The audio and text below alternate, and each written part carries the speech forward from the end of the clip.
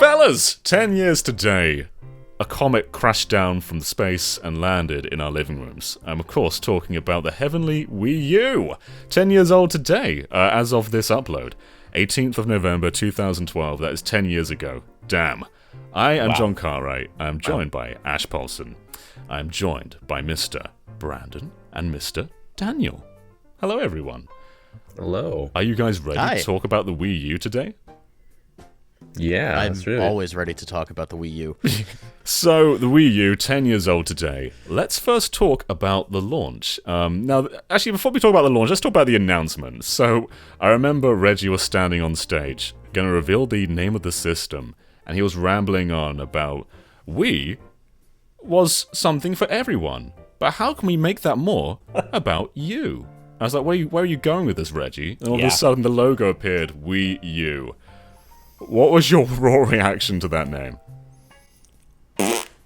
That was basically it was just like a wet fart. I was like, I was in the audience at the time, like watching this unfold in person, and I'm like, Wii U, like right at the onset, it sounded like a peripheral to me. I'm like, that doesn't sound like the really? Next follow-up, like a sequel to the Wii. Like, it doesn't sound like Nintendo's next big console. It sounds like an add-on. Like, it's just confusing. And I thought it was maybe like was there some sort of camera thing that's going to be looking at me? Like, it was a crappy name at the time. It's still a crappy name 10 years later. But I remember thinking that right at the reveal. I'm like, what?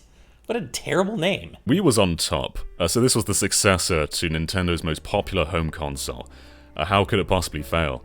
And that trailer was like, yeah, you can get new views with the new controller, and it was showing like Wii Sports Golf, Wii Sports Baseball. It was confusing just to a more casual viewer.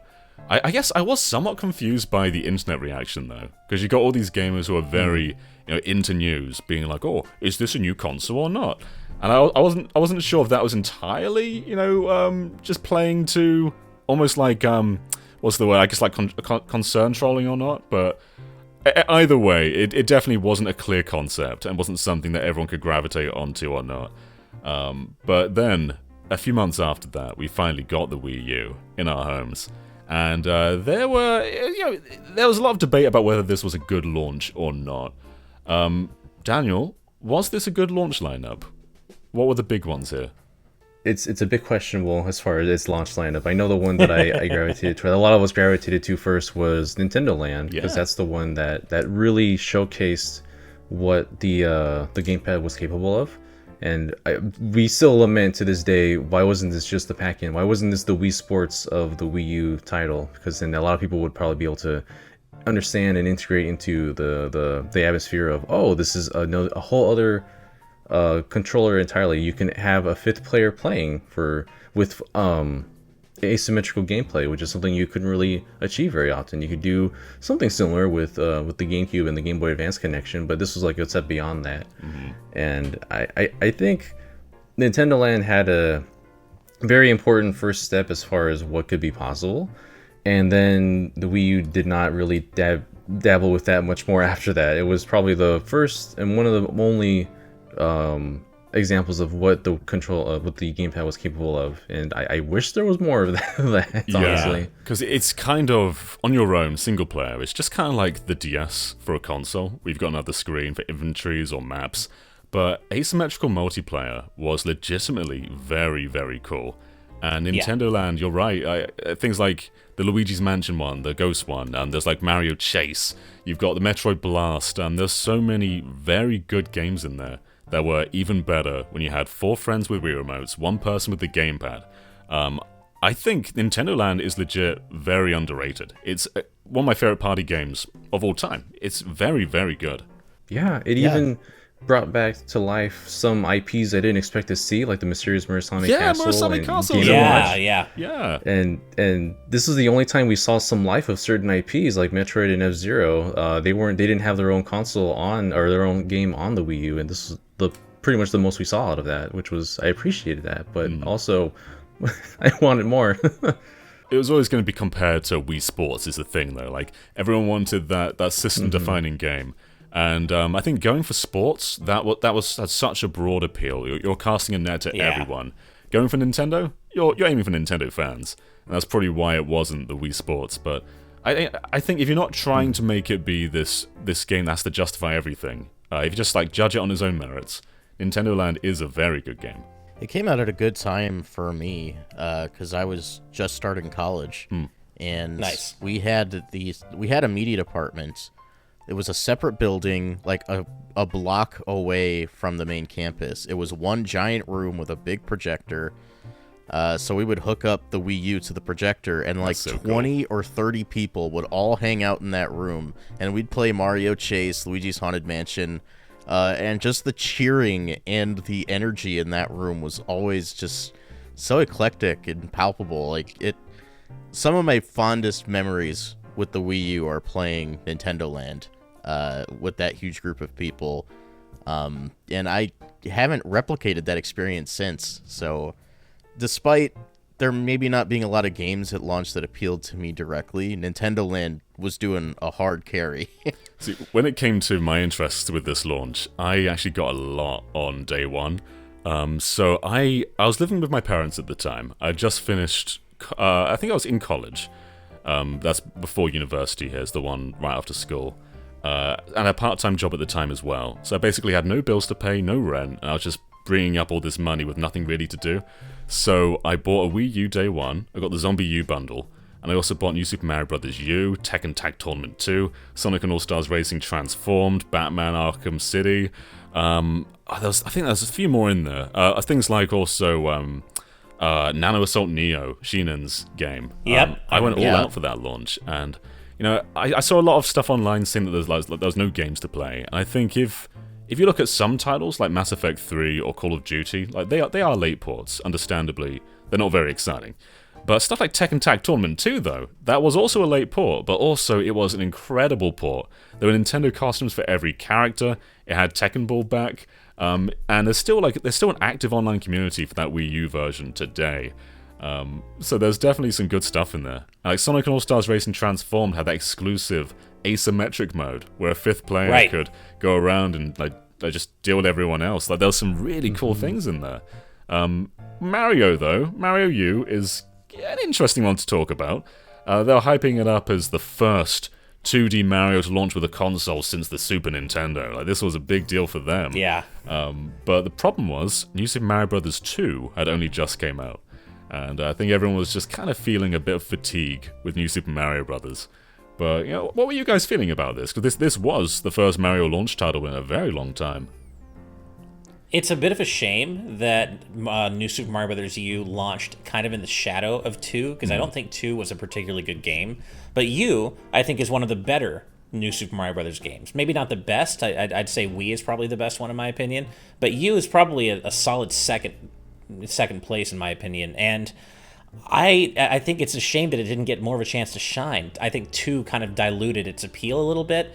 And I specifically remember being really excited about the idea that they were going back to a Super Mario World style overworld, like a continuous overworld where you can unlock alternate paths through the worlds, and you know, that whole Mario World appeal of unlocking different paths and seeing where on the world map you can explore.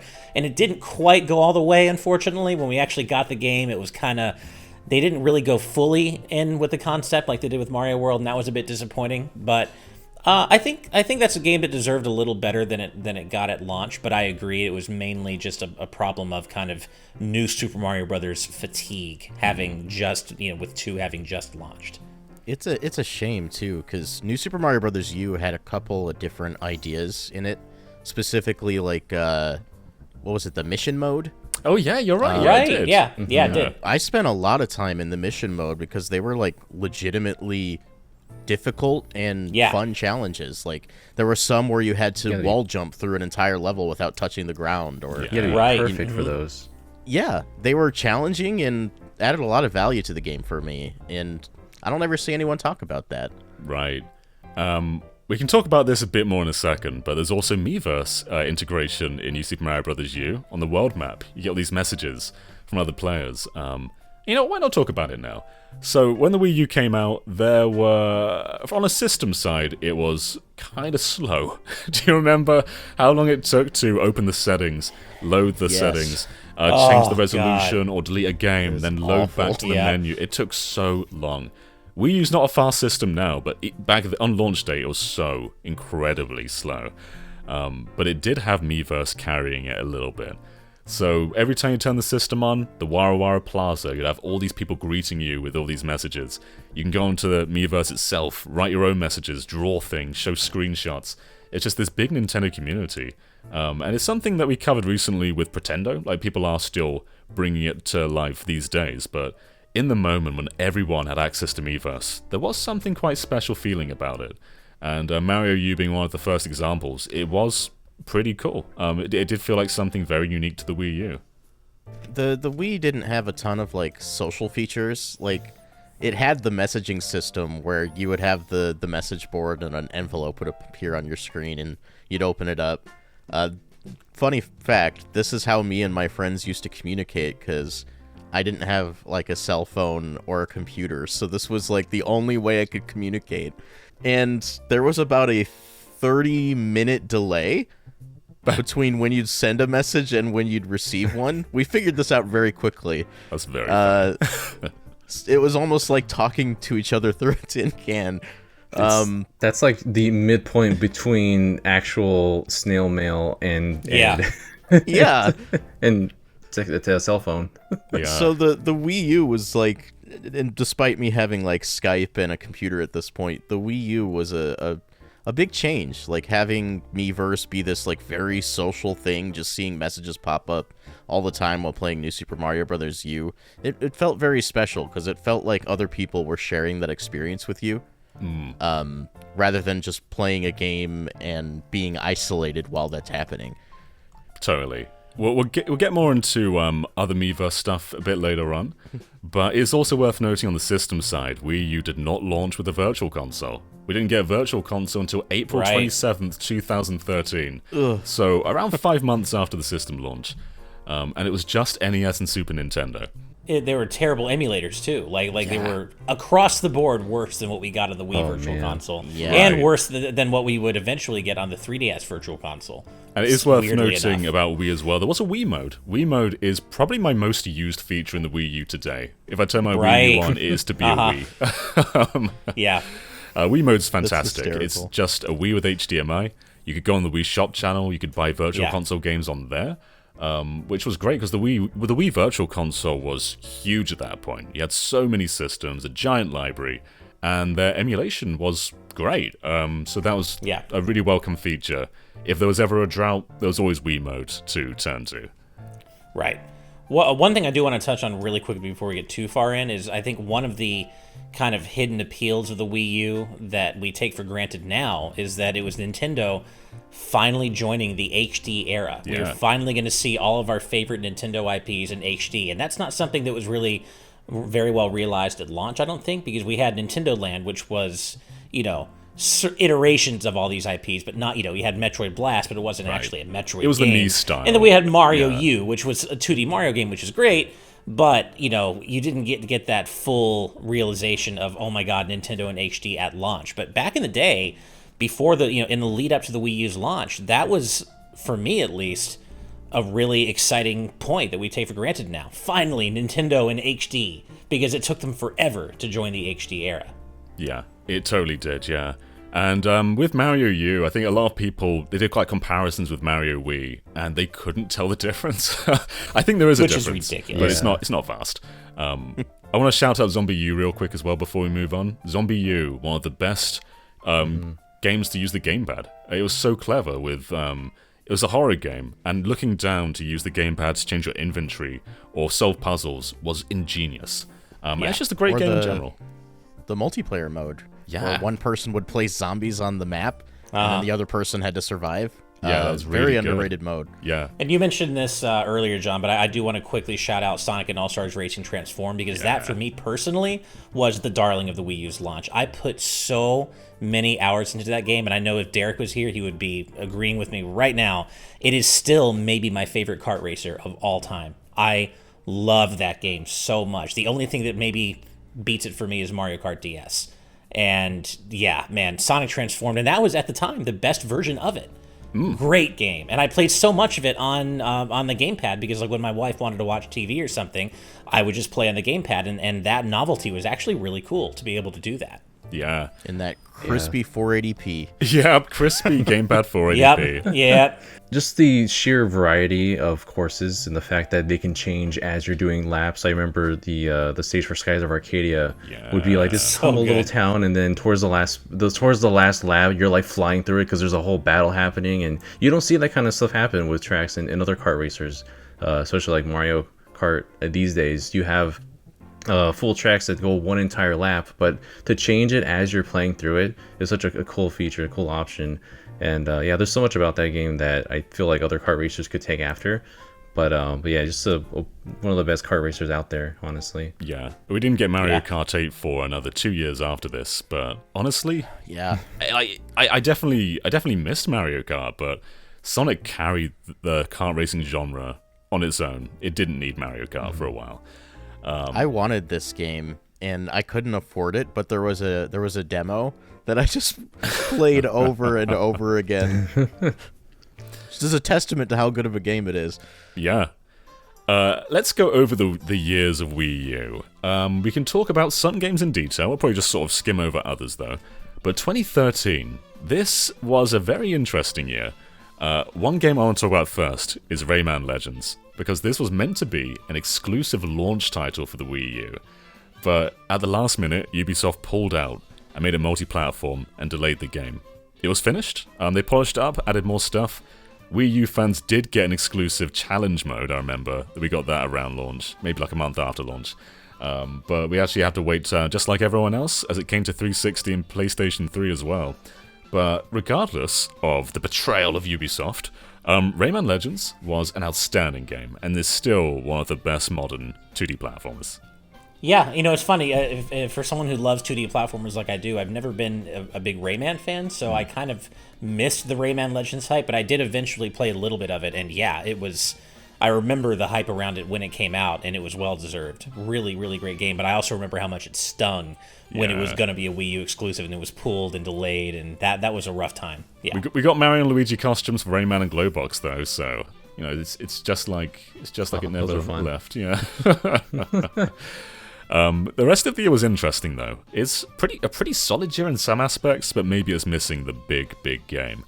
So in 2013, we got Pikmin 3, The Legend of Zelda Wind Waker, Super Mario 3D World, Rayman Legends, Wii Sports Club, Wii Fit U, Wii Party U, New Super Luigi U, The Wonderful 101, Sonic Lost World, Mario and Sonic at the Sochi Olympics, Game & Wario, Lego City Undercover, Dr. Luigi, Monster Hunter Tri-Ultimate, and NES Remix. Not a bad year. Yeah, not a bad year. Yeah. For me, the highlight, and I still remember how excited I was screaming when they revealed this, Wind Waker HD.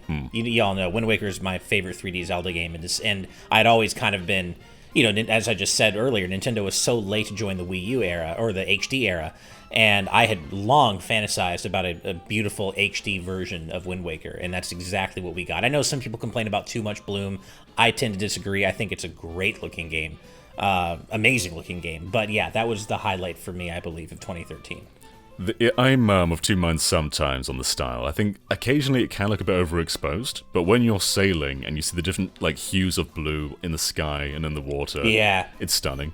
And also Miiverse. We had those Miiverse bottles that you could read while you're sailing. Yeah, that was such a great implementation of Miiverse. One of my favorite across the entire system. I love the message in a bottle system. It was a very clever way to replace the Tingle Tuner from the original. It's just to have yourself just send letters and other people can find them in the ocean. Yeah.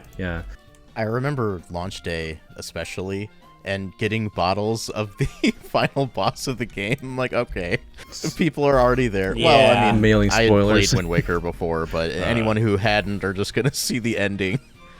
Link taking a selfie with Ganondorf. That was the best. There's lots of really cool stuff in there. It was kind of like an extension of Ocarina of Time 3D, where we had, the second screen to change items without pausing the game. There's just all these quality of life stuff, but one of the biggest things was doubling the speed of sailing with the quick sail. That was huge for just traversing Wind Waker, and one of the big reasons people didn't always love the game was because sailing was so slow, and they basically rectified that. I thought you would get that automatically, so I went the majority of the game not knowing you had to like Oh, go out of your no. way to get it at the auction. And I was like, oh, it was just here the whole time. Okay. But that did solve a lot of things. I loved how you can use in those long sailing trips, you can just use the gamepad to like look at the map, organize your weapons, or look through the menus. You had something to do while you were on sailing now, and that was something that there was a bit of a lull between islands sometimes when you were in the original. But yeah, that was a clever way to help, keep momentum going while you're traversing. And another game from this 2013 list that I want to highlight really quick is Super Mario 3D World. Yeah. I think time has been kind to that game in a way that it deserved, because I remembered I was part of the problem, admittedly.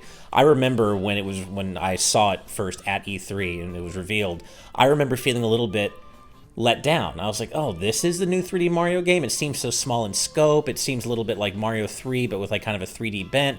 It's basically like Super Mario 3D Land, but bigger, I guess. I don't know. This is what I wanted. But then I played it, and I ended up 100%ing it, through every character. I loved it, and I'm so glad that it got a second lease on life with the Switch, because I think that game, it's way better than it got credit for upon its reveal. It has ended up being one of my favorite 3D Mario games, and even though I was part of the problem at launch, I have done a complete 180 on it, and really just adore that game. Yeah, I think at the time we wanted the Mario Galaxy, the Mario 64, yeah, the exactly. Sandbox Mario. Yeah. Not to say that Galaxy is Sandbox really, but it was a different kind of take. Yeah. But it was a problem the Wii U had in general, where a lot of its biggest games were iterative or sequels to games that we've already had. A lot of Wii games, we had like Wii Party U, we had Wii Sports U, Wii Sports Club, Wii Fit U, and even like Tropical Freeze to an extent is a sequel to a Wii game. It kind of made things feel a little less ambitious than it could have been. But judged on its own merits, though, absolutely, 3D World is an outstanding game. Yeah, love that game, and we even have it now, and it's a redone version with Bowser's Fury, and it just shows like where the series is going. If the sequel to this can be something like that, but maybe with like multiplayer, because this is such an interesting blend of like new Super Mario Brothers and the 3D games put into one with co-op, and I loved how 3D Land was on the 3DS, and to see it like fully more realized here. It was really cool to see, and this was the game that would spark the beginning of Captain Toad's own series of games too. I think we all knew it was going to happen. When you play that Captain Toad level, you're like, this is so good. They've got to make a whole game totally. of these. Yeah, absolutely. They knew it. I want to shout out the Sonic deal they made. There was a Sega Direct at one point, and they announced 3 exclusive Sonic games coming to Nintendo. There was Sonic Lost World, Mario and Sonic at the Sochi Olympics, a game they were going to make regardless of whether they were a deal or not. And then an elusive third game that we will talk about next year, I think, in 2014, 2015, one of those ones. Lost World, though, is an interesting game for its legacy. It's a game that maybe doesn't get talked about much these days. I didn't hate it. I thought it was pretty good in some respects. It definitely wasn't as great like Generations or something. I think the first half of the game, though, had some very cool moments. And I'm always a fan of slowing Sonic down in 3D and making it more about the platforming. And it's something that I liked in many regards. I think the key words you said there, John, are first half. I agree with you completely. Yeah. First half of that game. Yeah, the first half of that game is great, honestly. But then you get to the ice area, the snow world, which is, I believe, World 4, and the level design just takes a gigantic dump. It's just... And it kind of recovers a little bit, if I remember correctly, in World 5, but then the rest of it's just a mess. And it's a shame, because I liked a lot of its ideas. I liked Sonic doing parkour. I don't feel as though the parkour system was explained well enough, but I liked the idea of it. And it had an outstanding soundtrack, which, of course, for Sonic is par for the course. But, yeah, I really liked parts of Lost World. But, yeah, about halfway through, it took an unfortunate turn. I was a big fan of the run button. It's back, kind of a Frontiers. Yeah, I know that's probably controversial to say, but having more control over Sonic's speed is good. Yeah. And good. apparently they agreed, because like you said, it's in Frontiers, and I think it's great. Yeah. I don't always want to be going at maximum speed, and just having that option to slow things down, do a little bit of exploring, which Lost World encouraged, was a good change for Sonic, I think. Some people want Sonic to be like where the speed comes first and the platforming comes second, but I think the platforming is really important, and having those moments of speed is more integral to the Sonic series in general. Yeah. And they were able to balance that a bit better with this game. And some of my favorite parts of this game was the crossover Nintendo stages that they offered as well. Right. Yeah, Zelda forget and about that. Yoshi. Yeah. Yeah. Yep. Get those now before the Wii U eShop closes down, because otherwise you'll never get them. There's also a Knights one as well in there. That's right. And Right, yeah. And the Zelda level, at least, I remember enjoying quite a bit. It was a fun diversion. It was pretty cool. It was open. He had a Link outfit. Yeah. Yeah. I think it was the first HD showing of Link. We had the Skyward Yeah. Sword Link sometimes swooped down on a Loftwing. That was before Wind Waker HD came along. Right. Yeah. Okay, I think one more big game to talk about this year was Pikmin 3. Pikmin skipped the Wii. We had those new play control ones, but we never had a new game. So Pikmin was back. What did you guys think of 3? I have quite nothing to enjoyed say Pikmin here. 3. I Yeah. didn't play it. Yeah. You didn't play it? Oh, you guys didn't play it? You No. didn't play it? Oh, okay. I'm not a Pikmin guy. I never have been personally.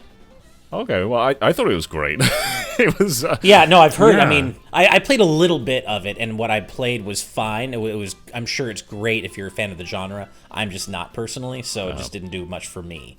It kind of felt like the Wii U's first big HD Nintendo game. Like, we Yeah. had Mario U, which was, it's just iterative Mario Wii.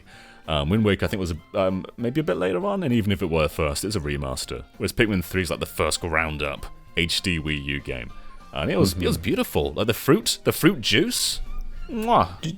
You see every single pore in the fruit when you see it zoomed in. I'm just like, this is a real fruit. They didn't render this. This is an actual fruit inside the game right now. It is amazing. Yeah. But this game, I thought it was really well done and really well made. I kind of am one of those people that kind of lament how in Pikmin 2, the majority of the game are in caves. You don't get to see the nice, luscious outside world that you do with the majority of because you're in the caves most of the time. But here you're in the outside. Everything looks beautiful and gorgeous, and you have these new Pikmin to play with, the rock Pikmin and the flying Pikmin, to help kind of change up how the design of the worlds are. And I just like using strategy in games like that, so it's really more of my alley. And I thought it was cool how you have 3 captains this time. You got to use the Wii U gamepad to kind of multitask with different characters. I thought the gamepad worked pretty well with this one too. I used the Wii Remote and Nunchuck for gameplay, and had like the gamepad perched on my lap most of the time. I loved the Wii new play control method. And I kind of prefer playing Pikmin 3 on the Wii U than on the Switch. I just prefer the Wii Remote for that. I know Switch has the gyro, but you've got to like recenter it all the time. It's just really accurate on Wii U, though. We can talk about every game forever, though. So is there Brandon, do you want to talk about Monster Hunter at all, or can we move on? I am going to talk about Okay. Monster Hunter. I cannot be silenced. Of course he is. Can use permission. So, Monster Hunter Tri Ultimate is an expanded port of Monster Hunter Tri on Wii. For those that don't know, just about every mainline Monster Hunter game gets an expanded port at some point, which doubles the content. We see that in modern times as DLC expansions. With Rise, it's Sunbreak. This is the same concept. But yeah, this was my second experience with Monster Hunter, and the one thing I want to talk about with Tri Ultimate that I thought was neat was the way it was set up on Wii U. Because it launched on Wii U and Nintendo 3DS. Yeah. Nintendo 3DS players could hook up together and to the Wii U, and you could all play together. So that's what we did. In my college dorm room, I was the guy who had it on Wii U. All my friends had it on 3DS, and we would hang out in my room and play Monster Hunter all together in the same place. And again, just very, very fond memories of doing that. Spending a lot of time hanging out, fighting monsters, upgrading our gear, and just having a good time. So yeah, if you have a Wii U and a few 3DSs, you can still do it this way, and it's fun. I highly suggest it. Also, this was the year of Luigi. I'm not sure if you remember. Oh my god, it It was the year of Luigi. We had New Yep. Super Mario Bros. U. We had Dr. Luigi. I think that was it. The 3DS had Dream Team, Mario and Luigi Dream Team. They kind of cheated what that meant sometimes. Like they'll show like Mario Yeah. Golf for 3DS and being like, "Did you know this game has Luigi in?" Yeah. The worst fiscal years Yeah. for Nintendo. Yeah, the it year was. of Luigi. I still have my no. Super Luigi U box. It's the nice lime green looking box from that era. Yeah. But poor Luigi. I'm sorry. I don't really know what the marketing strategy here was, but as a fan event, it definitely could have been better. Like outside of the games, there could have been more Luigi stuff. What they did was cute, like hiding 8-bit Luigis all over in 3D World. Right. New Super Luigi U existing at all. Dr. Luigi being a strange occurrence that happened. Yeah.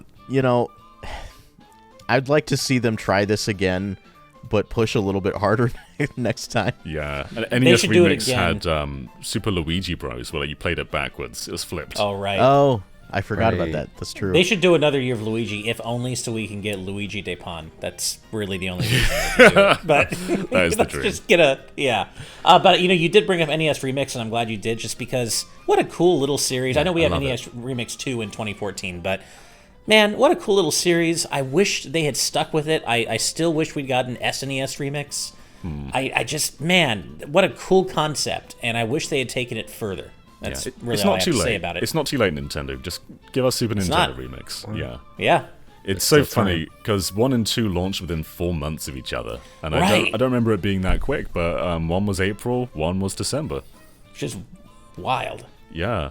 Yeah. But we're touching on 2014 there. So 2014 gave us NES Remix 2, Hyrule Warriors, Captain Toad, Fatal Frame Maiden of Blackwater, Mario Kart 8, Pushmo World, Sonic Boom Rise of Lyric, Shovel Knight, Smash for 3DS and Wii U, Bayonetta 2, and Tropical Freeze.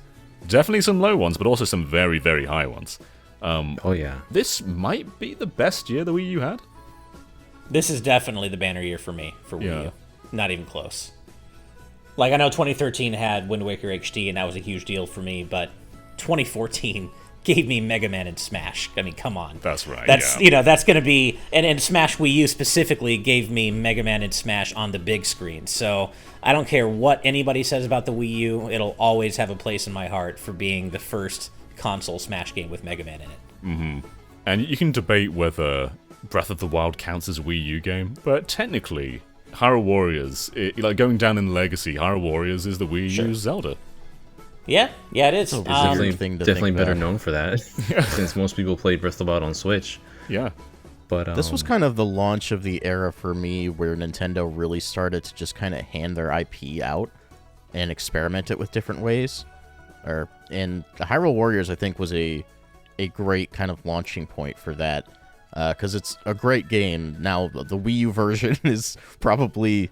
Well, I'm not going to say the worst version. The 3DS is probably worst on a performance standpoint, but with Definitive Edition now, there's really no reason to play the original. But I'm happy this happened, because without it, we wouldn't have gotten Age of Calamity or the Fire Emblem Warriors games, and hopefully Kid Icarus or Xenoblade in the future. Yeah. Tropical Freeze is really Thanks for funny, that. because when it was announced, everyone was like, oh, they're doing a flippin' Donkey Kong! I know. Everyone wanted Retro to Again. do like Metroid again, or something brand new. Because the Wii U was lacking like that huge AAA Nintendo game. And I think Tropical Freeze has the flavor of that, but it's still a 2D side-scroller on a system that already had a lot of 2D side-scrollers. But I bet if Donkey Kong had been a 3D game, like you said, or rather than a 2D side-scroller, it would have been a very different story. yeah, because it was just another like Wii sequel that was on the Wii U. It didn't feel special. But then Yeah. you play it, and you're like, oh wait, this is one of the best games ever. That was another one where at its reveal, I wasn't like upset. I wasn't like disappointed. I was just more like, huh, okay, cool. And then, but I wasn't like, oh my god. But then I played it, as you said, John. I'm like, oh, this is one of the best 2D platformers ever. Yeah. But yeah, it didn't have. It just kind of had that kind of like, okay, well, there's this thing on Wii that happened, and then the Wii U is just doing kind of the next safe iteration of it, but nothing surprising really. And yeah, so I think Tropical Freeze kind of had that same issue of that initial reception that 3D World had, but then when Yeah. you actually sat down and played it, it's like, oh, this is actually a fantastic game. But at first look, it's like, is this really that exciting? I had to look it up really quick, but one thing I want to touch on, in terms of how big Smash for Wii U was, Mega Man aside, Brawl had come out way back in 2008, so it had been 6 years. Yeah, damn. And it's easy to forget now in the Ultimate days, but it had been 6 years between Brawl and Smash 4, and so, the only thing that really filled the void in that time was PlayStation All-Stars Battle Royale, which, so What a up gem.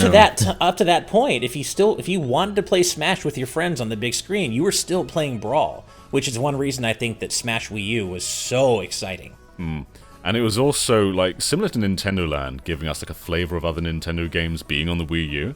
This let us see Samus in HD for the first time, and Pit and Mario and Link, and all these characters that didn't get their chance on the Wii U. We got to see what they'd look like with this visual fidelity. And they brought back GameCube controller support. There was 8-player Smash. I think these get looked back on maybe in a forgetful manner. It's like a little stopgap between Brawl and Ultimate. Yeah. But take it on its own. Take the merits that it introduced. I think these are very important games. Well, they had some of the hypest Smash reveals in the series history. Not just Mega Man, but Cloud. You got freaking Cloud Strife in Smash. That was huge. And Bayonetta and Corrin. I'm kidding, but you had some of these incredible third-party reveals that are unique to Smash 4, and I think that's kind of easy to forget sometimes in the Ultimate days. Yeah, that was a very strong impression. Obviously, big Smash fan here too, of course. And I remember when they were doing demos around the different locations. I had just flown back from a trip. The same day I landed came back home was the day that they were doing that. And as tired as I was, I got on BART. I took the train all the way to our Best Buy at San Francisco just to play a single match. Just waiting in line for a couple of hours. We were playing we got a chance to play the 3DS version in line while we were waiting, and then we got to play the actual Wii U, the actual version on the big screen. Man, it was so great at that time. Just the way Smash reveals were done. The Villager was the first one you got to see, and that was just is this an Animal Crossing game? No, it's not. It's going to Smash. Yeah. And I think it was just a crazy time for the community to have that happen. And obviously Miiverse was a thing, and there was a Miiverse stage as well. I was going to bring it up if you didn't. Don't have that up anymore, but that was certainly a divisive stage. I'll tell you. Another stage trapped on Wii U's Smash that I love was Jungle Hijinks. Yes, Jungle Hijinks and Woolly World. Oh, Woolly World. Woolly World was such a good stage, which we got the stage before the game came out. Weirdly, that's right. It was 8 months. It was a long 8 months before we actually saw Woolly World itself. And before that was one of the games that was announced in that January Direct where they showed X and Wind Waker and stuff like Yarn Yoshi, I think we called it at the time. But that was a very long development. And I want to pour one out for the Miiverse stage in Smash, because that, to my mind, is still the best implementation of Miiverse in any game. It was so good. I loved it so much, and it was so... I love that Nintendo clearly gave up right away in terms of trying to moderate it, because there was so much heinous shit in that stage from day one. Woof. And I mean, there was so much awfulness going on, especially for kids. Nintendo has this kid-friendly image, but then you go to that Miiverse stage and all sorts of awful stuff is popping off in the background for no reason whatsoever, and it led to some of the funniest Smash matches of all time for me. I love that stage. Talking of that kid-friendly image, a very interesting game that came out in this era, Bayonetta 2. That was a game Nintendo had no affiliation with. It wasn't on Wii. It was a 360 and PlayStation 3 game. A mature game, and suddenly out of nowhere, Nintendo were publishing it. People were furious that Bayonetta was going to be a Wii U exclusive, but it came out, and goddamn, it's probably still my favorite hack and slash of all time. It's just so well made. There was some great Nintendo love in there too. You had these Fox costumes and Link and Samus, and if you dressed up as Fox for one of the stages, there was you played in an R-Wing. There was some ridiculous Nintendo cameos. Bayonetta 1 also got ported and was included in the bundle. Bayonetta 2 also game. With the Nintendo costumes. They added them to that game too. Yeah, incredible game. We can't talk about everything in depth though, but we can, and we shouldn't avoid Mario Kart 8. And before we get into it though, I want to talk about the promotion that came with Mario Kart 8. Because if you redeemed your Club Nintendo points, you would get a free game with this game. In America, you'd either get Super Mario Bros. U, Pikmin 3, Wind Waker HD, or Wii Party U. In Europe, though, it was Nintendo Land, Mario U, Game & Wario, Pikmin 3, Wind Waker, Sonic Lost World, Mario and Sonic at 2014, Winter Olympics, Wii Party U, Wonderful 101, and Monster Hunter 3 Ultimate. And that's how I played Monster Hunter for the first time, Brandon. Oh, okay. Nice. So yeah, they were pretty desperate, like taking their biggest game and making you basically get a free game with it. That was their method. I don't think it really worked, but it was still really cool for those who had a Wii U. Definitely. I think I ended up getting Wii Party U as my choice. Again, in the US, we didn't have a great selection, but I think I went with Wii Party U. I also went with Wii Party U, and that's because a friend of mine also bought Mario Kart 8 and already had all 4 games in the promotion. So they gave me a code as well, and I got Pikmin 3 with that one, and proceeded not to play it. Oh no! Oh no! Oh no! I bought Pikmin 3 Deluxe on Switch. It's not because I didn't want to play it. It was just not a good time for me at that point. What'd you get, Yeah, Daniel? I already had all the other titles on that list, so I got Wii Party U as well. So it sounds like we were all in the same boat there. Yeah, just a throwaway one. Mario Kart 8, though, was... it's easy to think now, like, this game came out in 2014. It's like, what, it's 8 years old? Is that what it is? Yeah, it's 8 years. Mario Kart 8 years old. Yeah. Jesus Christ. It's a game that refuses to die. Yeah. We're getting more content next month, probably. Probably. Like, this isn't a new game to us. We've had it for a huge part of our lives. But at that moment in time, Mario Kart 8, with its orchestral soundtrack, with its big band soundtrack, with these gorgeous visuals. Amazing soundtrack. It felt like a next-level Nintendo production. I don't think at that time Nintendo had anything of this visual polish or audio polish. It was just an incredible looking and sounding game. But also it played incredibly well. The online was pretty good. I know there's some people had comm errors. I think, were you a sufferer of comm errors, Ash, or was that more a deluxe thing? Comm errors all over the place for both the original and deluxe for me, which is weird because I don't have as many problems in Smash, but Mario Kart is the most inconsistent like online experience, or deluxe now is the most inconsistent online experience on Switch. But yeah, back on Wii U, Mario Kart 8, I got all the comm errors, unfortunately. Yeah. But still, what a game, though. Still a fantastic game, though, yeah. Yeah. Absolutely. Yeah. So incredible tracks. There were DLC tracks with like Link and Isabelle and Hyrule, and the F-Zero tracks. Like, there's some great stuff in Mario Kart 8. Yeah, my only regret to this day still is Rosalina's reveal trailer in Smash made me think we were getting Kirby and Mario Kart. And I still want it. I still want it. All these years later, I just want Kirby DLC and Mario Kart, and it still hasn't happened. That's just, yeah. You got a Kirby Mii? You can that's true. Scan in your Amiibos. Sitting on your head. Yeah, by the way, Amiibo came out this year with Smash, and you could scan your Amiibo figure like Mega Man and play as him. Right, you can have Mega Man and Pac-Man and Sonic and Mario Kart, which is super cool. Yeah, or helmets at least. Yeah, well, I'm sure we'll get to Amiibo soon, because that's like a very important, we can talk about them huge thing that came with Smash Brothers. It started with Smash. Sakurai, his long 10-year relationship with Smash Brothers started here with made all these things possible, like obviously Smash, different characters available in Smash, the GameCube connectivity, and Amiibo was also born from this as well. Kind of riding on the whole like games to life sort of like Skylanders kind of deal.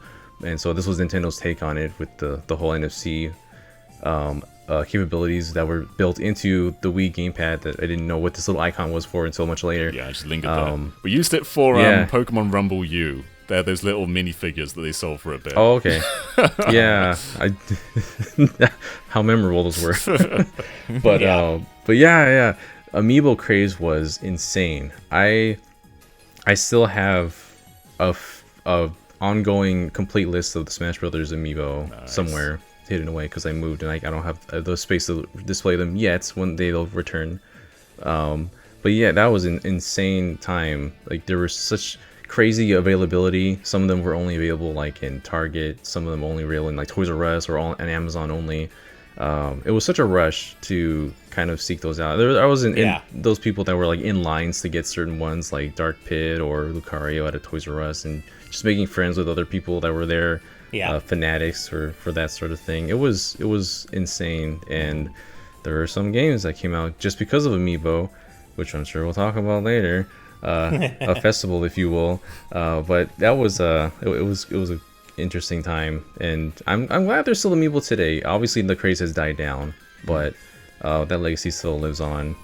Yeah, I always thought it was wild, the just widely varying quality, especially in Wave 1 of Amiibo. Like, it got better, I think, by the third or fourth wave, but, like, the human characters looked really bad. Marth, Link, Zelda, but then you had other ones like Samus and Pikachu that looked great. But, man, Sonic looks perfect. Yeah, Sonic Link looked like a great. yellow Mega Man was stick fantastic. to hold him up. Yeah. Oh no! It was all over the place in terms of the actual model quality. But they got better as it went along, for sure. Yeah, they're really good now. Significantly. Just the fact I could get physical items of characters like Ness and Lucas and Fire Emblem characters in official format was just so cool to have. Just to collect them as they are, not even use them. People just still just collect them just because they have officially made Nintendo products like that. It's so cool. This would eventually extend to third-party IP, like, or even indie games like Shovel Knight. Monster Hunter has gotten tons of Amiibo, which is great for me. There he is. Among other things, which, and you know, it's great to have like Daniel said, these figures for underrepresented IP.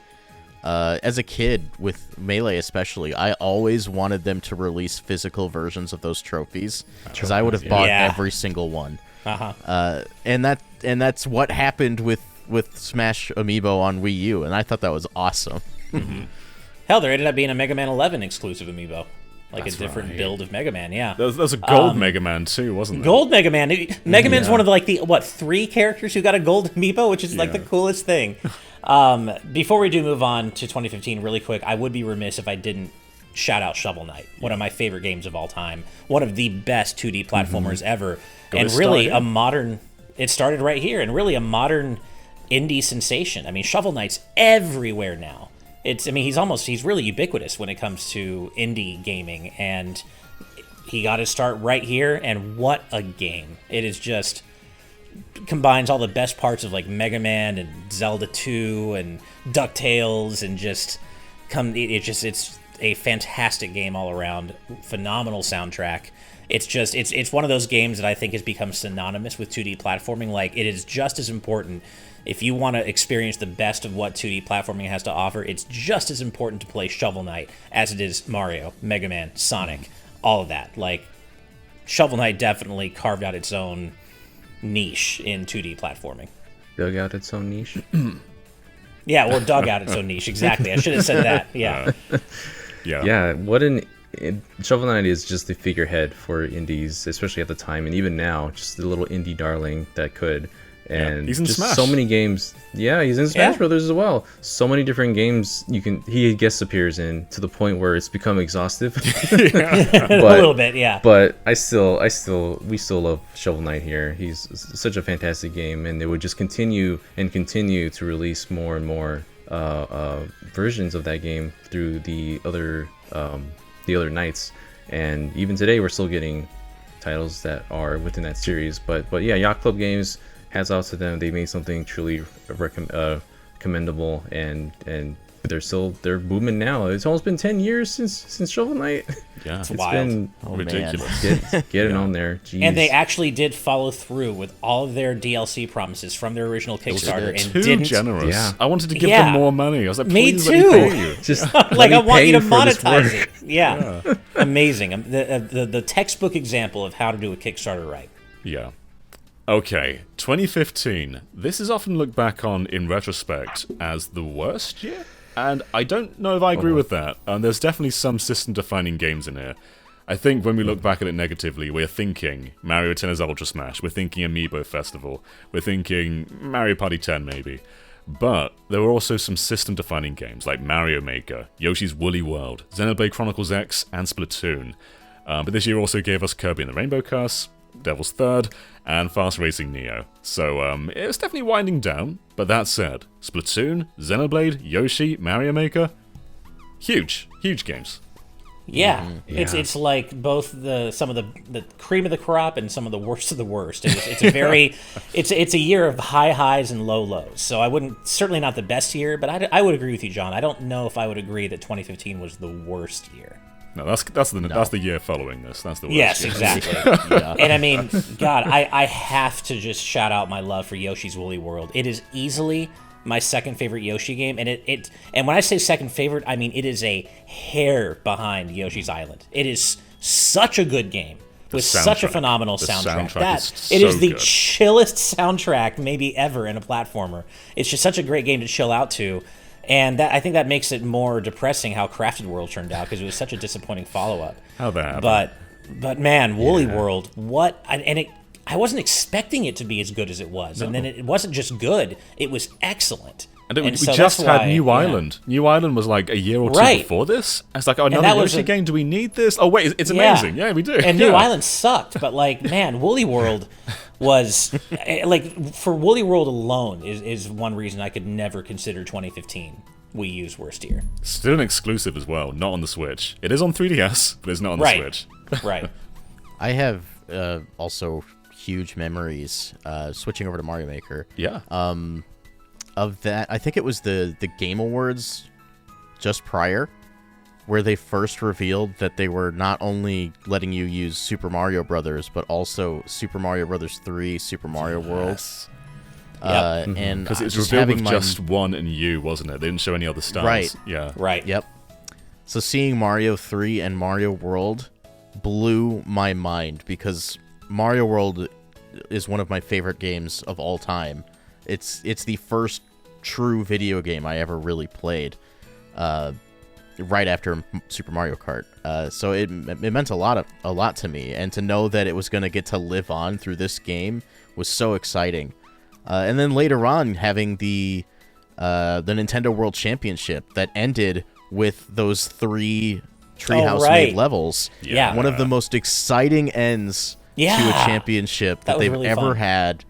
Just watching them try to beat these levels, seeing all the cool, weird things you could do. Man, Super Mario Maker, killer game. I'm so happy that they did it. Yeah. And some might argue that Mario Maker 1 is a better entry. I don't personally agree, but I do miss the gamepad, I'll say that. I think it was the most impactful social splash. Even though it was on the Wii U, Mario Maker 1 had that Twitch following. People were streaming it, people were showing the possibilities. And when 2 came along, it was a bit like, we've done this before. It didn't feel like it had the same... It didn't explode in the same way the first game did. And interestingly, like, New Super Mario Bros. U Deluxe outsold Mario Maker 2. It still sold well, but it wasn't like the first game was one of the best-selling games on the Wii U, whereas Mario Maker 2 was not one of the best-selling games on the Switch. But yeah, the gamepad worked great. We had the Amiibo costumes. Like, there's so much giving Mario Maker 1 this unique flavor. I don't know if 2 replaces it, but it 2 definitely does a lot of stuff that 1 doesn't, though. Yeah, I mean, 2 is probably the better overall experience, but it is hard. It was hard at the time, and it's still hard to reckon with the loss of all those really cool costumes that you could have. Like, I wouldn't say that the Zelda power-up or the Link power-up quite fully makes up for it, because this had literally over 100 different costumes for Mario in the original Mario Maker. Very and wacky ones. This was the game that introduced Hello Frickin' Kitty into Mario. You can play as Hello Kitty. Like, you could play as... at first, when I remember when it was revealed, I thought it was Hatsune Miku. It's not. It's Yu Ayasaki from Daigasso Band Brothers. But that's what I'm talking about, though. Really, really niche stuff, and they all had their own like unique sound effects and things. Like, that was really hard to lose in Mario Maker 2, and I think maybe some critics overestimated how much of a loss that actually was, but it was still a loss, even if Mario Maker 2 is mechanically the better, more complete game. Let's talk about the other 2 games that came this year. So we had Splatoon. People were saying, Nintendo, please make a new IP. It's been years. But there's no game using the gamepad. Like, Donkey Kong Country Tropical Freeze has it blank the entire time. None of these games are utilizing the hardware. And in came Splatoon, which I think revolutionized gyro controls. Look at any shooter on the Switch. They all use gyro. And also we had a lot of Miiverse integration with the plaza showing everyone's messages. You could look down at any point in the game and see how much points on the map you inked. It felt like a game that was tailored for the Wii U. And yet, they brought it over to Switch, and it didn't... I don't think it lost anything, but they definitely had to work around those Wii U features, because they were so integral to the game. But it's a fascinating game. One of their best new IPs they've done in a long time. And today it remains one of their bigger franchises. Like, look at the Nintendo store. It's like Mario, Zelda, Animal Crossing, Inklings. Like, they've become an icon. Yeah, they have. They are a staple of contemporary Nintendo. Like, it's amazing how much Splatoon has exploded, and for good reason. Absolutely deserved. It is a team-based shooter in the way that only Nintendo could do it. It's crazy to see Splatoon 1 launching in 2015, and here we are in 2022, and we're already at the third core entry because of how popular it is. I remember Splatoon's initial announcement, and for the first few seconds being a little confused, and then as soon as we hop into gameplay, I'm like, oh, this is going to be special. Yeah. Yeah. It's just many hours spent playing Splatoon. I remember the day it came out. Me and a few friends all brought our Wii U's over to the same house, and we just got in the room together and quickly learned we couldn't play Turf Wars on the same team, and they wouldn't fix that for 7 years, but but we still had fun. And there was a local mode too. You could play 2-player on Wii U. One person has their own screen on the gamepad. Right. Other person has a Pro Controller, and they can tie a Wii remote around and get some motion if they want to. God. Yep. Tie the Wii remote around. That was an actual God, I innovation remember, in video game. It was. Yep. As with a lot of these kind of games that feature multiplayer, I would do a single player campaign first, and what a campaign that was, all the way up to the end. Just so many interesting ideas that incorporate shooting and inking with platforming that I've never seen before at the time, and it's still pretty unique to it today.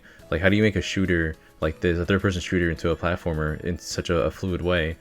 And leading all the way up to that final boss, which is probably one of the most hype moments I've seen in most games. That was such an incredible boss fight with DJ Octavio. But as far as the actual gameplay itself, just another game that Miiverse was integral to this community. It was absolutely something that was so integral that we still have the same format of Miiverse in Splatoon 2 and today in Splatoon 3, because that community feeling is something that you can't replicate, that you can't have without it. Without that, it's just so empty. As you know already, you've played Splatoon, the first one, without the Miiverse in it. Yeah, it's just an empty square. Yeah, it's nothing. Yeah, and but yeah, just an incredible game, and still the last big IP from Nintendo, and I think it's holding strong. Its sales are doing amazingly well still, and it's become its own thing. It's its own entirety. It's in Mario Kart as well. Mario Kart 8 was one of the games that it had a stage built after it, even not long after it was already a known IP. It was just that popular, and it's so cool to see it still around as it is now. Absolutely huge. I think this is probably the last big game we're going to talk about, but Xenoblade Chronicles X. The last, well, not the last, but like one of the only remaining exclusives for the Wii U. Yeah. It was such a big game. Even today, Xenoblade Chronicles 3 has these load zones. You can't just walk from one part of the map to the other. But Planet Mirror in X has no loading. Like it loads when you go in interiors, like when you go to New LA and you go inside the base. But when you're in the world, you can walk from one end to the other, cross a biome, it doesn't load. Even in a mech, even when you're flying around in the skells, you can go anywhere, no loading. It is a Xenoblade game all about gameplay. Like there's a story, but it definitely focuses more on exploration and freedom than any other Xenoblade game. And it's a fascinating, different take on the formula. What were your guys' takes on X, though? Like, were you big fans at the time, or what? I didn't really bother with X. I bounced off it very quickly because of what you just said. It was Xenoblade, but even though there was a story, it was primarily focused on gameplay and exploration. Yeah. And I've said this before. I love Xenoblade, but I don't love the battle systems usually. I don't love the actual engaging with the battle systems. So for me, I love the exploration, but story is the linchpin for me in Xenoblade. And X, even though it had one, it wasn't the focus, and that kind of turned me off a little bit. I wonder how the community is going to react if this game does get ported, because it's seen as this elusive game that people can't play, and I think it's maybe held on a pedestal for that reason. Like maybe some of its flaws get ignored because it's so elusive. And I do wonder if it got ported, if there'll be people like you who just don't resonate with, the lack of story. I mean, there is a story, but it's not like the others. Because I did look it up. I knew I was never going to play it, so I spoiled myself and I looked up like a plot synopsis. And what happened is actually really fascinating and really intriguing. Yeah, really cool twist. But I don't know. I guess because your player character is just, I've never been a big fan of like silent pro tags. You are the hero, the self-insert. That's not my thing. I prefer having a character that you follow, like Shulk or Rex or Noah or whatever. And so that just didn't do it for me, but I know that it's a fan favorite Xenoblade game for many good reasons. I just think it's funny that Ash says that when Link's right behind his head. I know. But Link's a different kind of character. Yeah. I'm one of those people that was waiting to see if this would be ported to the Switch because I hadn't played the original on the Wii U, so I can't unfortunately say too much about it. But I was starting to get into Xenoblade a lot more during this time. This was around the time I played the original one. I picked it up for Wii and played that one, and yeah, it wasn't really something that I really delved into very much. But yeah, I do appreciate that for what it is. Just having such a vast world to explore, something that you can just go from one end to the other. There's a whole lot you can do with that. But I think the part of me that kind of is down on it is just that there isn't that focus on story as much as others, and that's fine. There's some people who prefer the gameplay over story, but it wasn't really the one I was looking forward to. Not my cup of tea, honestly. I also don't really have a history with this entry, but from the outside looking in, it's almost as if the developers were taking their first steps into actually making an MMO. It kind of feels that Xenoblade way. is an MMO for one player, right? But Xenoblade X actually has a multiplayer function, if I'm not mistaken. You're right. You can recruit your friends in a similar way to Three's Heroes, I guess. But you can also do quests together. There's actually like legitimate co-op in there.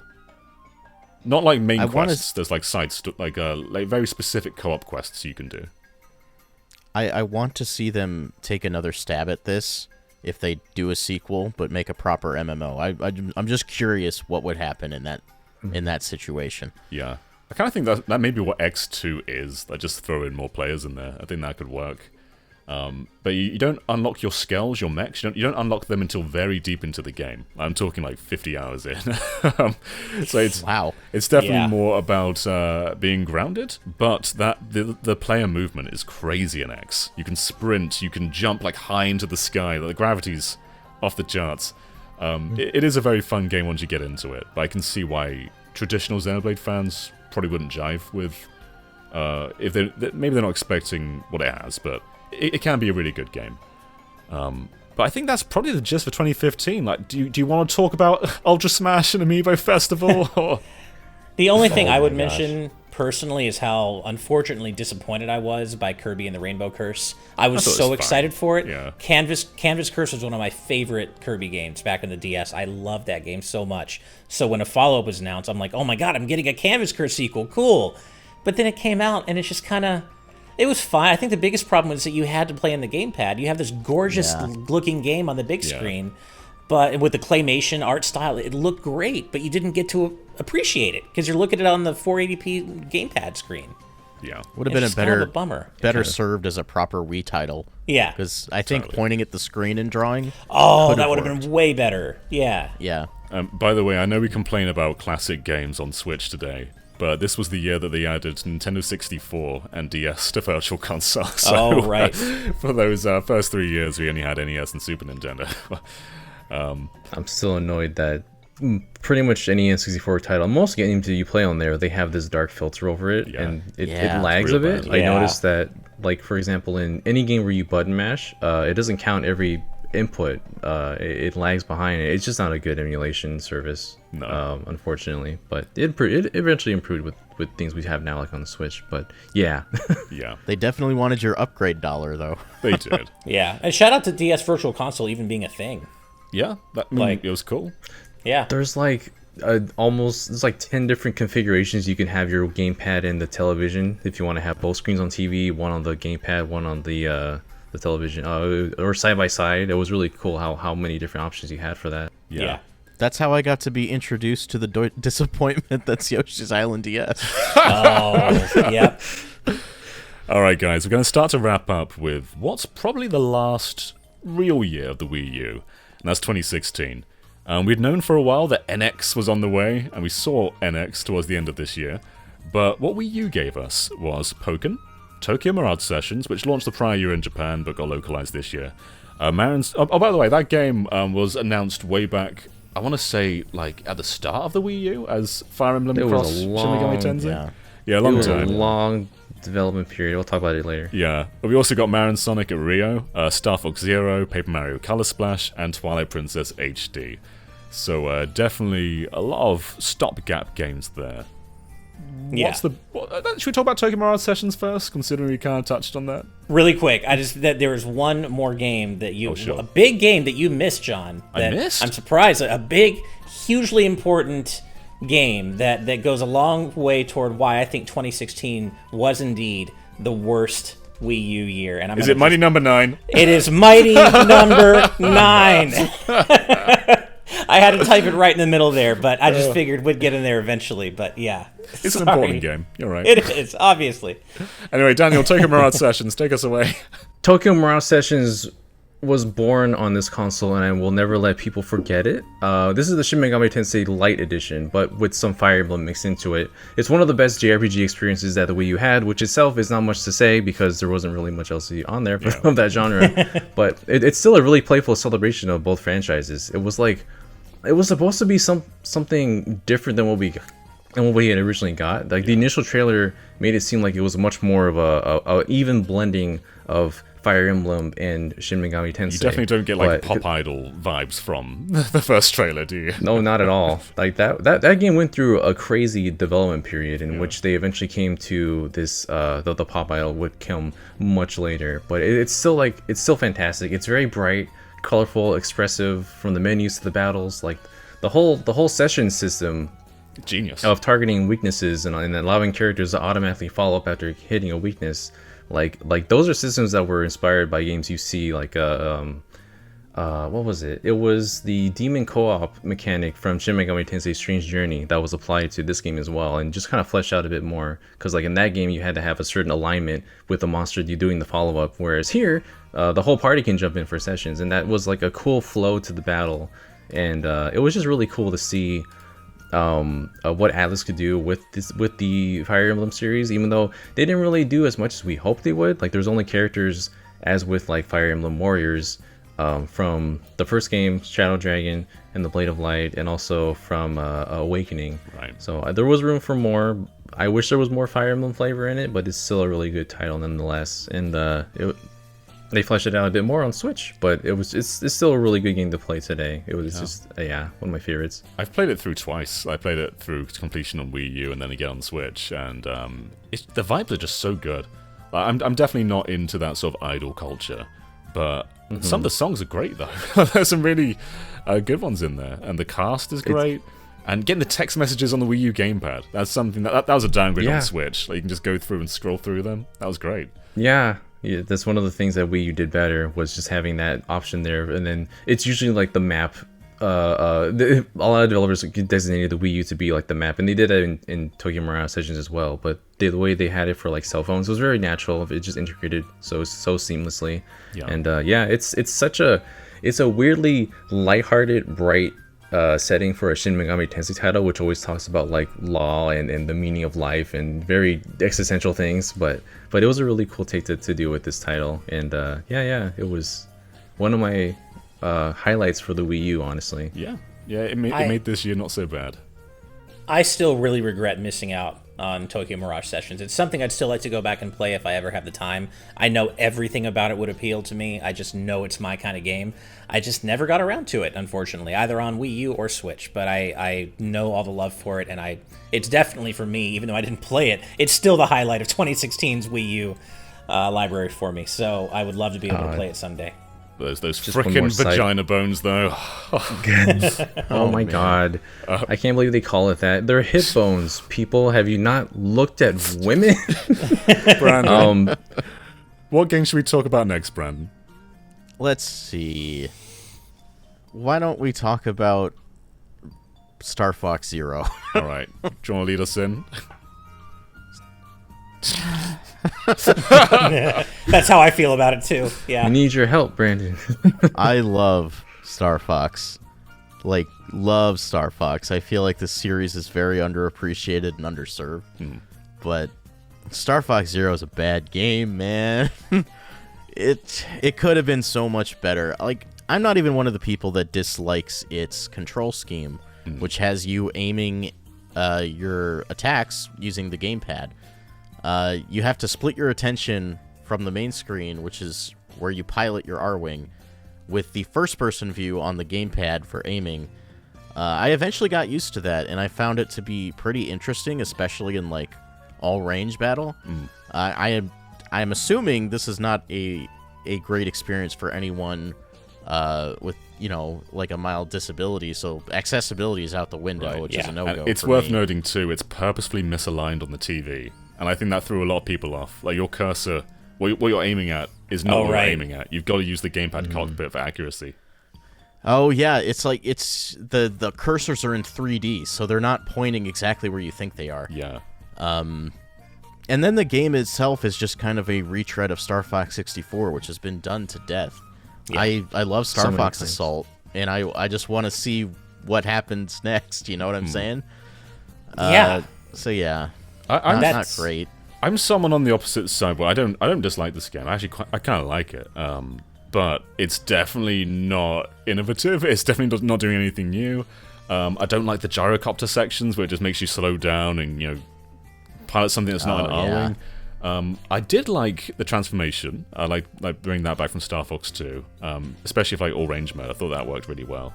I liked how you could use the gamepad sometimes to look at different perspectives, like enemies having targets on their back or their bottom, and they have to like look up and shoot them. I thought that was pretty good, but it's definitely not a game with ambition. No. And Brandon, you touched on so much of what I wanted to say about Star Fox Zero. Like I'm very much in your camp here.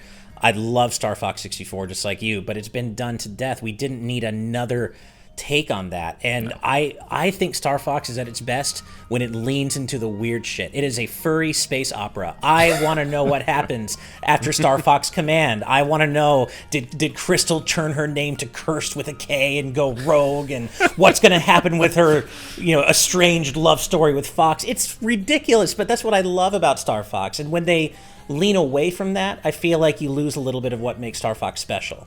And I just, you know, there's one of the alternate endings in Command where Fox and Falco retire and go join the G0 unit. I want more stuff like that, man. Yeah, so good. Yeah, just I want bring back the continuity. I want the continuity. Bring back weird Star Fox. I want to see what happens. I can't remember his name, but Andros has like a nephew who builds a new empire.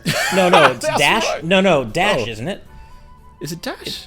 There's Andrew Oikini, but there's another. He's like Andros' cousin or something, or I don't know. I think his name's Dash, maybe. But he like builds a new empire in the canon ending of Command, and I want to see what happens with that. Can I shout out Star Fox Guard real quick? Star Fox Guard came free with Zero. Oh, right. And I thought it was good. You had like these surveillance cameras, and this entire generation Nintendo had been showing Project Guard and Project Giant Robot. And they were always on like their physical sheets, like, oh, don't worry, they're coming. Giant Robot maybe got turned into that Labo robot kit, we don't really know. But Project Guard became Star Fox Guard. Right. With Grippy, which was Slippy's uncle. Oh, right. Grippy. And yes, it is Dash, I was right. Dash Bowman, his grandson, who, as R-Wingpedia notes, and this is exactly what I'm talking about that I love, he is also the first cousin once removed of Andrew Oikoning. Okay. But bring back that weird stuff, man. Yeah. Yeah. Anything else to say about Star Fox Zero, or shall we move on? I think I'm good. What else is there to say? Yeah. I think this one's going to be fairly quick. Nintendo remastered Twilight Princess at the start of the year, and it came with a Wolf Link amiibo, and they said that this will have some functionality in Breath of the Wild. Turns out, if you do the Cave of Ordeals, and then you rack up hearts, they will store into Wolf Link, and when you scan him into Breath of the Wild, Wolflink will form, and the hearts you got there will be his hearts. So he has a giant life meter if you did that cave. So that was kind of neat. But there was definitely a lot of maybe backlash towards this game, because Wind Waker gave us a totally new lighting system and like quicker travel. And I do think Twilight Princess HD had a lot of quality of life improvements that maybe do get overlooked. But in terms of its look, it was more of a texture pack for Twilight Princess, rather than a full reworking, which maybe wasn't very exciting for many people. I think it unfortunately just highlighted the fact that Twilight Princess's art style really was never going to age well. It was kind of already... It didn't look great when it came out, when the original version came out back on GameCube, and it was never going to age in the same way Wind Waker's visual style did, and I think we saw that bear out with Twilight Princess HD. I still enjoyed revisiting Twilight Princess. I had a good time. Through the HD version. Like, it is probably my least favorite 3D Zelda, but it was also the one at the time that I felt like I remembered the least, so I really... It was almost like rediscovering the game again, and I had a good time with it. But it definitely also reminded me why it didn't really stick with me the way other 3D Zeldas have. If you go back to the Wii and GameCube version, like those textures are very blurry. Comparing them, I think the texture upgrade is huge. But it's one of those games that looks like you remember it looking though. Like if you're not comparing them, I think you're like, oh yeah, this is what it looked like, even if it really is like this. Yeah. Yeah. I have a pretty weird relationship with Twilight Princess. I'm kind of with Ash, where I think it's kind of a forgettable game, and I don't mean that as a slight, because I literally have a hard time remembering that game. I know I'm the bad memory guy in general, but I remember Zelda games when I play them. That said, like, upon revisiting Twilight Princess with the HD version, I was really reminded how strong the dungeon design is in that game. Yeah, probably some of my favorite dungeons in the whole series, and we'd see that continue with Skyward Sword. But yeah, like it unfortunately it's just kind of a drop in the bucket. I did enjoy playing it again, but I'm not like chomping at the bit to revisit it a third time. Yeah, I think one of my favorite parts about it was using the Ganondorf amiibo to make it harder. Basically, make Link take, I think it was double damage. Right, and if you had hero mode as well, that would quadruple the damage. Yeah, right, because like Twilight Princess was already such an easy game, a problem that Wind Waker shared, and so I will say that at least being able to play with increased difficulty made it more fun. Yeah, I agree with that. Yeah, hero mode didn't let hearts spawn out of grass. You had to rely on potions and fairies, and that made it a lot more fun as well. Miiverse is so integrated to like every title. In every major title, some way or another, you can like integrate Miiverse, and like with the Tingle bottles, and now with like stamps that you can put on there. There's like these weird stamps where it's like Zelda in pain or Link laughing or something. Yeah. It's so weird. But no, I enjoy Twilight Princess for what it is. I do wish that the art style was a bit more, there was a lot more they could have done with that, obviously. It shows that these kind of games, they thrive on having very colorful environments, and I just remember a lot of brown, especially when you're in the Twilight Realm. It just is brown bloomed all over the place, and it's visually not as memorable. But, for what it is, for what the game is, I still enjoyed it, and like I'm one of those people, I have the Wolflink amiibo, really enjoy how that was integrated in Breath of the Wild, but there's a lot they could have done with it, but it's a fine title as it is, honestly. It's one that should be on Switch. So both Wind Waker and this should be on Switch. We should see those. We should. Okay, I think 2 more games to really talk about. Pokken. This was really funny. They obviously had the arcade version, which they kept updating. And the Wii U version was stuck with the weirdest shaped character select screen I've ever seen, where there's clearly meant to be more characters. It's not a square, like it's just this weird shape. I like this game though. I think it was really fun. The deluxe version on Switch definitely is the better version. Like it runs better, looks better, has more characters.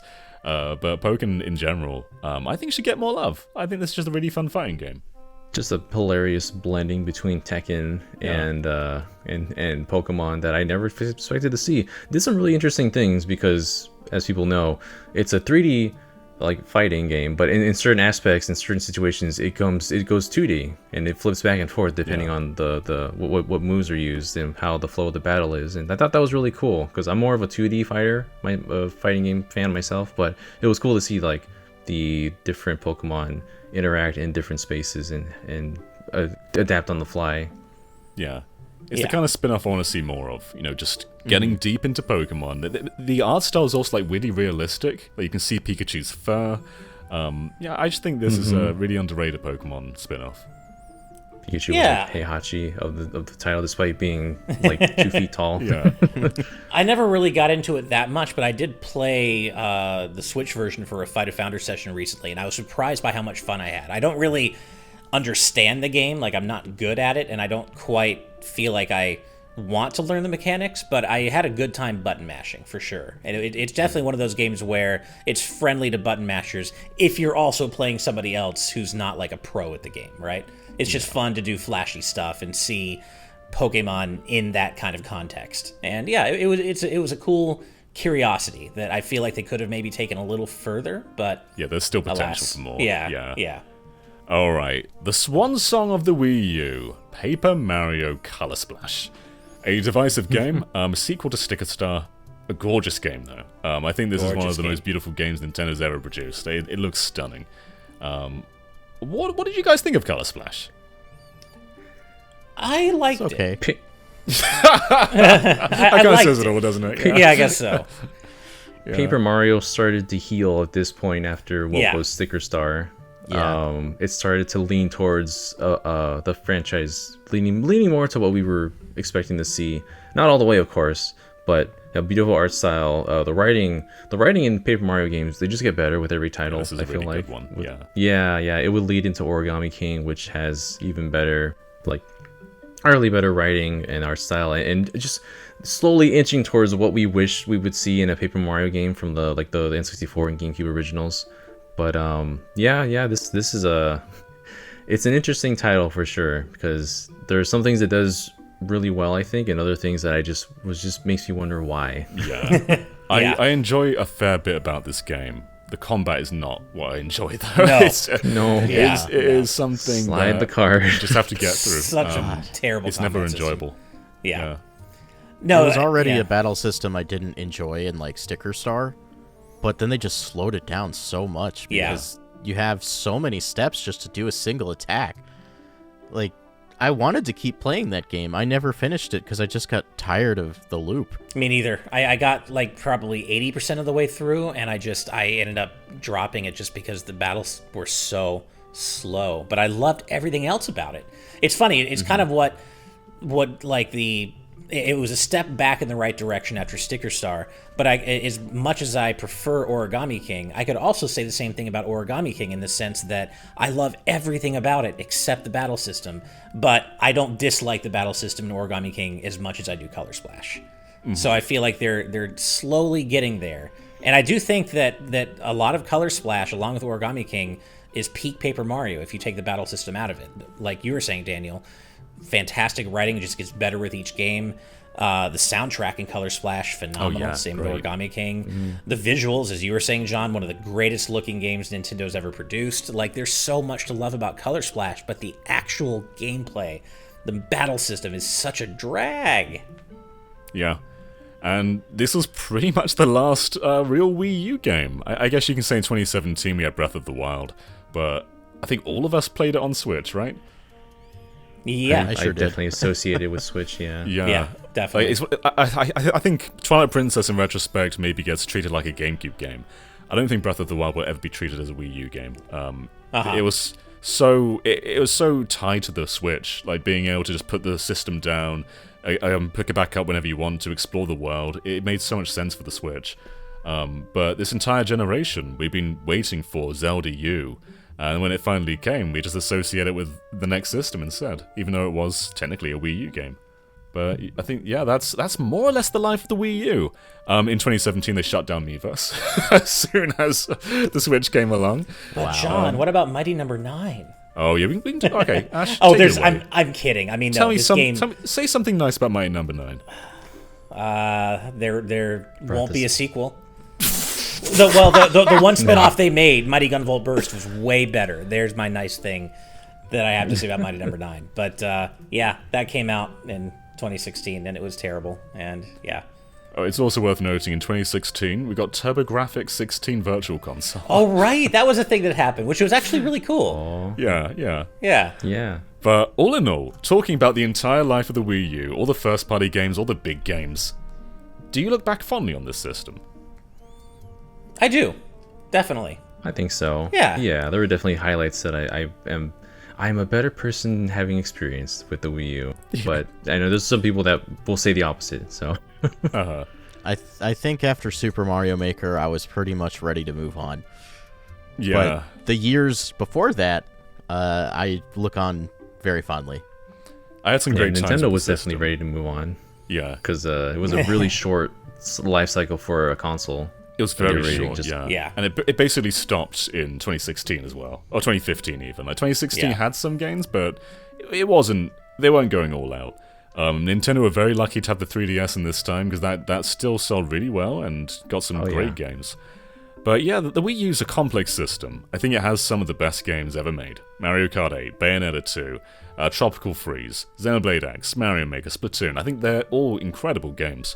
But there's also a lot of really lost imagery in what it wants to be. A lot of the time it felt like Nintendo wanted it to be an HD Wii, with like Wii Sports Club, Wii Fit U, sequels like New Super Mario Bros. Wii with U and even Tropical Freeze. And then there's lots of like 3DS sequels too, like 3D Land and 3D World, and Hyrule Warriors got shared between the two, and so did NES Remix, and the identity wasn't clear from the marketing to the library itself. But I still think it was a great system in many regards. Obviously flawed, obviously very flawed, but definitely something worth experiencing, and it still has some pretty great exclusives that aren't on the Switch. Totally agree. I mean, in many ways, the Wii U years were a very hard time to be a Nintendo fan. But at the same time, I can't imagine not having had a Wii U since launch as a Nintendo fan, because there were still so many great games that came out exclusively to it, some of which still are exclusive, that I can't imagine not having experienced. And, it of course brought me personally games and experiences that will stay with me for the rest of my life. Shovel Knight for being one of them. Mega Man and Smash. I can't I can't overstate how important that was to me, and that's something that it will always be specific to Smash Wii U in a console big screen sense. So, yeah. I think we're all losing our voices here. We've been talking for an hour and a half. I know, about my the voice. Wii U. We've got to wrap up. Daniel, any closing thoughts? I think this console should be fondly remembered for what it did. Obviously, it wasn't as popular as what we see now, but there's certain things that happened during this period of time I still remember fondly. Even if not the games, like this was when Nintendo started to experiment a bit more with animation. We got the Star Fox Zero short. We got those Pikmin shorts as well. We got Link versus Pit in that Smash reveal. Right. Really cool animations that I hadn't imagined seeing before, that they're now experimenting with more now, as we see like more animations and movies happening. And a lot of things started in this era, and I think it should be fondly remembered for that. Yeah, Nintendo they Directs say the Wii pretty much started in this era. I think the Wii might have had one. Right. Yeah.